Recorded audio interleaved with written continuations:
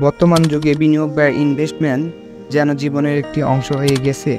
কিন্তু প্রশ্ন হলো, ইসলামের দৃষ্টিতে বিনিয়োগ কি হালাল নাকি হারাম? বিনিয়োগ মানে হলো টাকা বা সম্পদ কোথাও লাগানো যাতে ভবিষ্যতে মুনাফা পাওয়া যায়। তবে ইসলাম শুধু মুনাফার দিকে নয়, আয়ের পদ্ধতির দিকেও গুরুত্ব দেয়।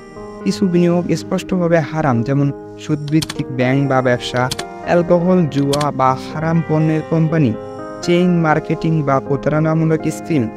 হালাল বিনিয়োগের জন্য ইসলামে কিছু শর্ত আছে। বিনিয়োগে সুদ থাকা যাবে না, ব্যবসা হবে হালাল পণ্য বা সেবার উপর ভিত্তি করে, মুনাফা ভাগাভাগি হবে ন্যায্যভাবে, প্রতারণা ছাড়া। উদাহরণ হিসাবে ধরা যায় হালাল শেয়ার মার্কেট ফান্ড, কৃষি বা পশুপালন ব্যবসা, প্রযুক্তি বা হালাল পণ্যের স্টক-ওয়াচে বিনিয়োগ।